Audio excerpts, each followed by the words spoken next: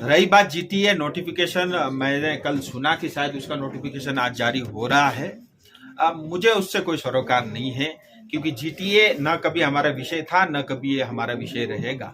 और आज ममता दीदी बुलडोजर चला करके गोरखाओं के ऊपर में अन्याय करके जीटीए चुनाव कराना चाहती है, तो मैं इतना ही कह सकता हूं, उनकी बुद्धि भ्रष्ट है। मुझे उसमें कोई टिप्पणी नहीं करनी। जहां तक जीटीए का सवाल है, ये कोई चुनाव हो ही नहीं सकता। कोई चुनाव ऐसे होता है क्या जिसके कम से कम जो कॉलेज के चुनाव होते हैं उसमें ज्यादा रूल्स रेगुलेशन ज्यादा फॉलो होते हैं। यहाँ एक जो है एसडीओ बैठ के चुनाव करा लेता है और घोषणा कर देता है, और चुनाव वोट डालने के बाद 3 दिन तक जो है पता नहीं चलता कहां जाके काउंटिंग होगा, कौन उसको खोलेगा, कौन एजेंट होगा। सो ये सब जो है छलावा है। मैं इतना ही कहता हूं, जीटीए चुनाव न हो करके ये गोरखाओं को दोबारा से एक बार खरीदने के लिए ये एक टेंडर प्रोसेस है, और जो भी बिकने के लिए तैयार है मुझे लगता है उसके लिए इस टेंडर में भाग लेना चाहिए। जो नेता बिकने को तैयार नहीं है या जो जाति को खड्डे में नहीं डालना चाहता, मुझे लगता है उसको विरोध में खड़ा होना चाहिए। और भले ही हमारा शत्रु हो, हमारा मित्र हो, कोई भी हो, जाति के साथ गोरखाओं के साथ खड़ा रहेगा, मैं उसके साथ खड़ा रहूंगा। मैं आपके माध्यम से राज्य सरकार से भी दोबारा निवेदन करता हूं, आपको 10 बार सोचना चाहिए। अगर आप ईमानदार हो, आप पंचायत चुनाव कराओ, किसने रोका है? आप महकमा परिषद करा सकते हो, लेकिन दार्जिलिंग में पंचायत चुनाव नहीं कराना चाहते। और अब तक 2000 से लेकर के 22 तक 2200 करोड़ रुपए का घाटा और विकास के काम नहीं हुए हैं। अगर उतनी चिंता आपको विकास के, आप चुनाव कराओ ना, पंचायत का चुनाव। किसने मना किया है? हम भाग लेंगे उसमें, हम भी चुनाव लड़ेंगे, सारी जनता उसमें चुनाव लड़ेगी। लेकिन अगर 3 लोगों को नेता बनाने के लिए आप चुनाव कराओगे, कानून के तहत या सड़क पे उतर करके जो भी विरोध करना होगा मैं करूंगा। क्योंकि इस बार मैं जिम्मेदारी के साथ कह रहा हूं, गोरखाओं को खड्डे में डालने का जो प्रयास हो रहा है, एटलीस्ट मैं सांसद रहते हुए, मैं जीवित रहते हुए ये काम मैं होने दूंगा। मैं आपके माध्यम से स्पष्ट कहता हूं। दूसरी बात, मैं आपके माध्यम से केंद्र सरकार से भी निवेदन करता हूं। हालांकि मैं अपने तौर पे बात कर रहा हूं, मुझे लगता है अब किसी भी समाधान के लिए जो देरी हो रही है ये भी उचित नहीं है। और मैं तो इसको इस तरह से भी देखता हूं, अच्छा हुआ हम सब सो रहे थे, अच्छा हुआ था पहाड़ के नेता बहुत सारे सो रहे थे, और आज एकाएक ममता दीदी के कारण सब लोग जग गए हैं। मुझे लगता है आने वाले समय में गोरखाओं का भविष्य उज्जवल है, सुनिश्चित मैं करूंगा। केंद्र सरकार भी तो कुछ नहीं दे रहा है अभी तक। देखिए, ये बात आपकी ठीक है कि देरी हो रही है, इसमें कोई दो राय नहीं है, लेकिन गोरखाओं की एक ही मांग है, अलग राज्य गोरखालैंड। इतना सरल भी नहीं है। और आप ये भी जानते हो कि एक वार्ता स्टार्ट हो चुकी है, और ये सब फैसले एक वार्ता में नहीं होता। हमने स्टेट को भी पूरा अपॉर्चुनिटी दिया है, आगे भी उनको मिलेगा। मुझे लगता है उस वार्ता में भाग लें। और जहां तक जीटीए का सवाल है, जब 5 साल तक बगैर चुनाव के, कभी चमचों को रख के, कभी जो है एडमिनिस्ट्रेटर को रख के आप चला सकते हो, चला लो 3 महीने 6 महीने, और मुझे लगता है उससे कोई फर्क नहीं पड़ता। लेकिन अगर आज चुनाव कराते हो, तो इससे आने वाले समय में गोरखा जाति समाज और क्षेत्र में रहने वाले तमाम लोग हैं, उनके भविष्य खतरे में जाती है। ऐसा मैं स्पष्ट रूप से देख रहा हूं। जहां तक केंद्र सरकार का सवाल है, 2 जो मुद्दे हैं, रोज उसका रिव्यू होता है। मैं आज आपके माध्यम से यही कह सकता हूं कि जो है केंद्र सरकार अपनी तरफ से जो कर सकती है, हमारी पूरी तैयारी है। हम चाहते हैं स्टेट अपनी बात रखती है, ठीक है, नहीं रखती है, हमें जो करना होगा हम करेंगे। नहीं, आपको लगता है जीटीए गोरखालैंड के लिए बाधा है? देखिए, जीटीए गोरखालैंड का बात, जीटीए भैया एक डब्बा है। जो आप देखो, जीटीए से क्या हुआ? आप लोग कुछ नहीं देते उस टाइम तो जीटीए चलने से क्या नुकसान होगा? इसका मतलब मैं कुछ नहीं दे रहा हूँ, जो अन्याय हो रहा है मैं होने दूं? मैं इसलिए सांसद बना हूं। जीटीए इलेक्शन होके पहाड़ में डेवलपमेंट होने अच्छा बताओ, जीटीए 2011 से, जीटीए 2011 से देखो, एक तो आप मीडिया हो, आप पुलिस वाले नहीं हो, आराम से पूछो, मैं जवाब दूंगा। 2011 से 2022 10 साल क्या विकास हुआ बता दो? कोई 1 रुपए का विकास बता दो मुझे।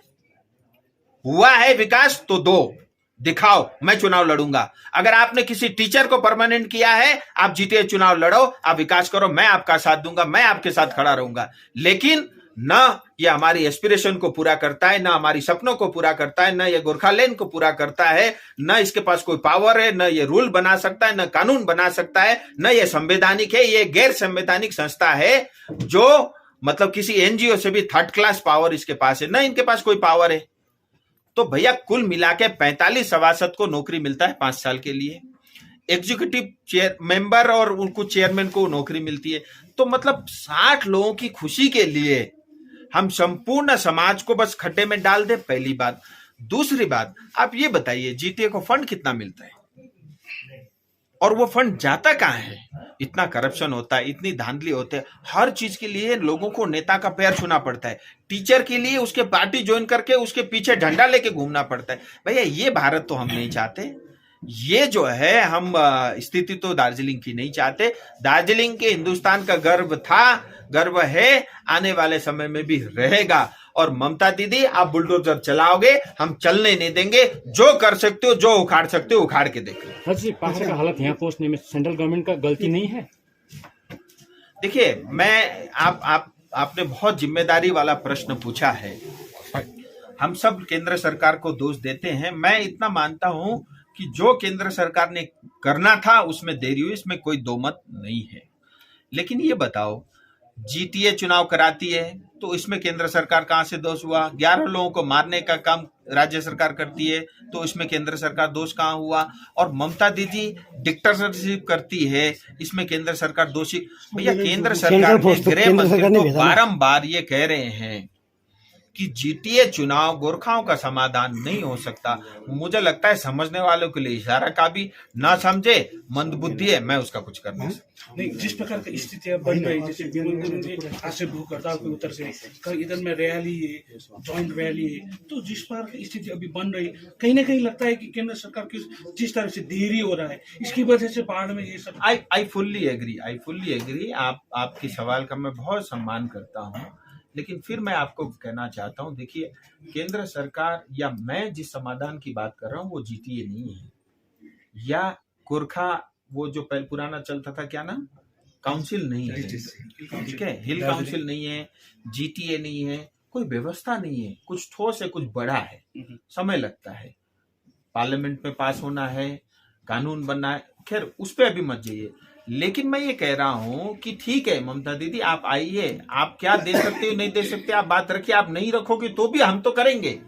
लेकिन ये जीटीए ऐसा है, मान लीजिए मैं एक उदाहरण के लिए बोलता हूं, जीटीए चुनाव होता है, देखो जनता तो खुश नहीं है, एक दो पॉलिटिकल पार्टी छोड़ के कोई नहीं चाहता, आप बुलडोज करके चुनाव कराते हो। कल ममता दीदी ये कहना चाहती है कि दार्जिलिंग शांत है। अरे भैया तुमने शमशान घाट बना के रखा है, क्या खाट शांत है? मुझे लगता है ममता दीदी की चाल इतनी है, किसी तरह जीटीए चुनाव कराओ, अपने पक्ष के नेताओं को बिठाओ, केंद्र को और देश भर में ये कहो कि जो है जीटीए चुनाव के माध्यम से मैंने जीत लिया। और मैं फिर कहता हूं, जैसे हिंदुस्तान के लिए जितना सेंसिटिव जम्मू कश्मीर है, उतना ही सेंसिटिव हमारे लिए दार्जिलिंग है, राष्ट्रीय सुरक्षा की दृष्टि से भी, और बहुत सारी अन्य बातें हैं जो मैं आपके सामने शायद नहीं कह सकता, उन सब माध्यम मतलब चीजों की वजह से भी। सो हम सब की जिम्मेदारी, मैं इसलिए नहीं बकबक कर रहा हूं क्योंकि मैं सिर्फ गोरखा हूं, मैं इसलिए भी करता हूं कि एक आम हिंदुस्तानी होने के नाते ये मेरा कर्तव्य बनता है, एक सांसद होने के नाते मेरा कर्तव्य बनता है, मेरे जाति के प्रति भी मेरा फर्ज है, मेरे देश के प्रति भी मेरा फर्ज है, मेरी पार्टी के प्रति भी मेरा फर्ज है, वो मैं निभा रहा हूं और निभाऊंगा। लेकिन जो अन्याय आपने किया अब नहीं चलेगा, हम नहीं सहेंगे, कहीं नहीं सहेंगे, ये बात मैं स्पष्ट कहना चाहता हूँ। फिर भी इलेक्शन होगा तो बीजेपी पार्टिसिपेट करेगा? देखिए हम प्रयास करेंगे, अभी भी हमारे पास ऑप्शन अभी भी अवेलेबल है, कोर्ट के माध्यम से, हाई कोर्ट के माध्यम से, सुप्रीम कोर्ट के माध्यम से, केंद्र सरकार के माध्यम से, बाकी अलायंस पॉलिटिकल पार्टी के साथियों के माध्यम से। मैं आज या कल स्वयं भी ममता दीदी को पत्र लिखूंगा। मैं चाहूंगा कि ये जो अन्याय एक बार दोबारा गोरखाओं पर होने वाला है, इस पे रोक लगा दिया जाए। नहीं लगाती तो फिर क्या करना होगा हम करेंगे, लेकिन इतना स्पष्ट है कि ये एक सोची समझी साजिश है जो नाकाम होगी। और मैं तो एक बात अभी कार्यक्रम में भी मैं यही कह रहा था, जो वातावरण बना है, जिस तरह की चीजें आगे बढ़ रही है, मुझे लगता है ये हमारे लिए सुखद भी हो सकता है। हम इसको एक अपॉर्चुनिटी की तरह भी देख सकते हैं। मैं बहुत सकारात्मक सोचने वाला व्यक्ति हूँ, मैं इसलिए भी ऐसा शायद सोच रहा हूँगा, लेकिन ये एक अवसर के रूप में भी इस समय का हम उपयोग कर सकते हैं। मैं आपके माध्यम से तमाम जनता पॉलिटिकल पार्टी से यही कहना चाहता हूँ, आप अनशन करिए, आप कार्यक्रम करिए, लेकिन मतलब दार्जिलिंग का स्थिति और माहौल बिगड़ना नहीं चाहिए। लॉ एंड ऑर्डर की सिचुएशन बनी रहनी चाहिए।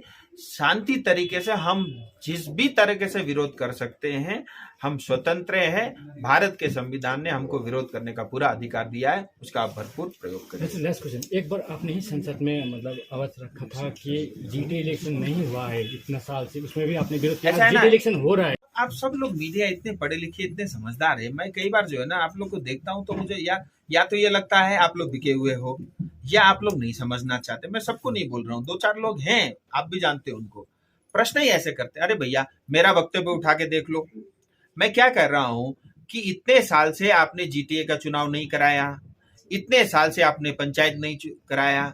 मैं वो तथ्य रख रहा हूँ जिससे गोरखालैंड का मार्ग प्रशस्त हो। आप समझते क्यों नहीं हो?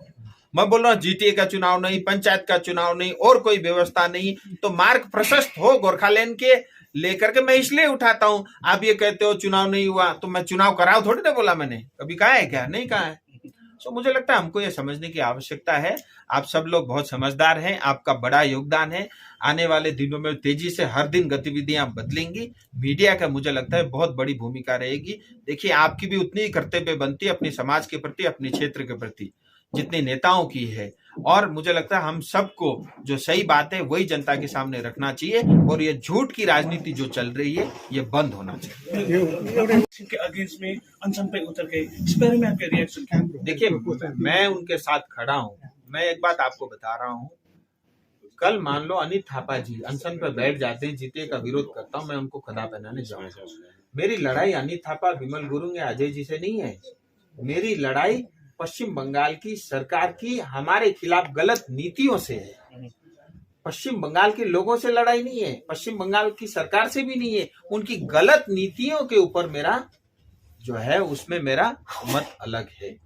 इसलिए कोई भी व्यक्ति दार्जिलिंग से जो प्रेम करता है, दार्जिलिंग से जो लगाव रखता है, तराई डूवर्स से जो प्रेम करता है, उसके पक्ष में अगर कोई आदमी अनशन पर बैठता है, मेरी सहानुभूति भी है, मेरा सहयोग भी है।